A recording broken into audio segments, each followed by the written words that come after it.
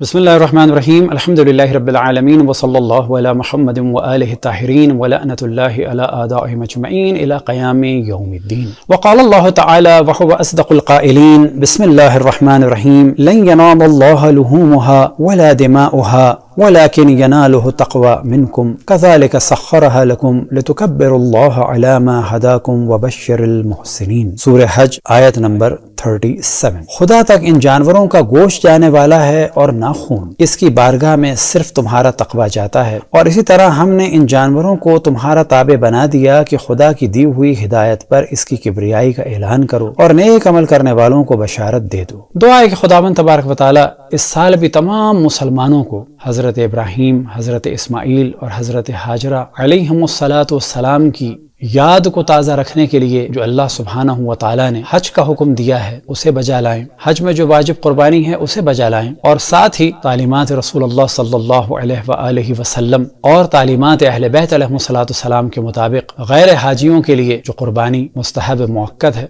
उसे अदा करने की तौफीक अता फरमाए। लेकिन ये याद रखें कि उसके ठीक एक महीने बाद इस्लाम की बका के लिए और दुश्मनान इस्लाम या बल्फाज दीगर रसूलुल्लाह सल्लल्लाहु अलैहि वसल्लम के खिलाफ साजिशों करने वालों के चेहरों से जिस तरह से इमाम हुसैन अलैहिस्सलाम ने अपनी शहादत के जरिए से नकाब हटाया, तो उस शहादत को भी याद रखने की तौफीक अता फरमाए। लिहाजा हज में जितने अरकान हैं वो सब के सब हज़रत इब्राहीम, हज़रत इस्माईल और हज़रत हाजरा अलैहिमुस्सलाम के आमाल को याद दिलाते हैं। और इसी तरह से अज़ादारी इमाम हुसैन अलैहिस्सलाम में जितनी भी रसूमात हैं वो भी इमाम हुसैन अलैहिस्सलाम और हरम रसूलुल्लाह सल्लल्लाहु अलैहि वसल्लम के मसाइब को याद दिलाती हैं। कुर्बानी का असल हदफ यह है कि हम हज़रत इब्राहीम, हज़रत इस्माईल और हज़रत हाजरा अलैहिमुस्सलाम की याद और कुर्बानी को बाकी रखें। लेकिन अफसोस के साथ जो काम इस्लामी ममालिक में उमूमन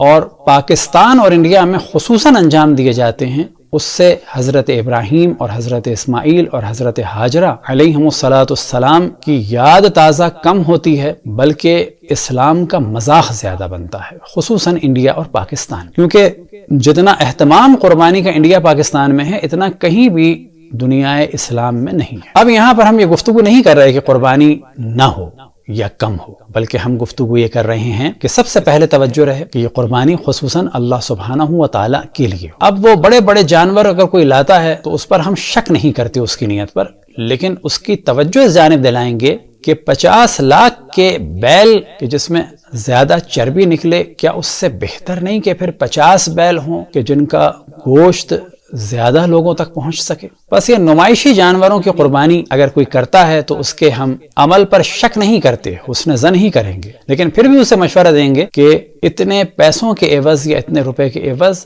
बहुत ज्यादा जानवर कुर्बान किए जा सकते हैं कि जिनका गोश्त भी बिला शक ज्यादा होगा और ज्यादा लोगों तक पहुंचेगा। ये जिम्मेदारी है तमाम मुसलमानों की, खुसूसन उलमा की, कि तवज्जो दिलाएं कि जी कुर्बानी मुस्तहब मुअक्कद है या बाज़ अहले सुन्नत के नज़दीक वाजिब है। हम इस मौजू को डिस्कस नहीं कर रहे, ये डिस्कस कर रहे हैं कि कुर्बानी है ना मुस्तहब या वाजिब। गंदगी फैलाना तो मुस्तहब या वाजिब नहीं है। क्या गली में खून फैलाना, वो भी बरसात के अय्याम में, क्या वाकई ये इस्लामी तालीमात के मुताबिक है या खिलाफ है? अव्वल तो बरसात न भी हो, लेकिन बरसात में ज्यादा कबाहत है। लिहाजा इस साल भी कुर्बानी का मौसम मानसून के आसपास है। बस अगर ये कुर्बानी के अय्याम मानसून के आसपास हो या ना हो, हमें कल्चर बनाना चाहिए कि जानवरों को गलियों में ज़िबा ना किया जाए, बल्कि मैदान में जाकर कोई चबूतरा सा बनाया जाए, कोई जगह बनाई जाए और वहां पर जानवरों को एक एक करके ज़िबा किया जाए। वहीं पर कुछ एहतमाम हो उनकी कटाई का, सफाई का, और जितना खून है वो किसी गड्ढे में चला जाए ताकि गंदगी न हो। शायद इंडिया पाकिस्तान के हम लोगों को ये गंदगी देख देख के गंदगी की आदत हो चुकी है, वरना कुर्बानी के अय्याम में अगर कोई दूसरे दीन और मजहब का फर्द आए तो वो हजरत इब्राहीम और हजरत इस्माईल और हजरत हाजरा की कुर्बानी को याद नहीं रखेगा, बल्कि हमेशा इस गंदगी को याद रखे। बस पहली तवज्जो है इस खून की जानिब। और फिर जो आलाइश हैं कोशिश की जाए कि उन्हें किसी बयाबान में डाला जाए ताकि कुछ अरसे के बाद वो जमीन भी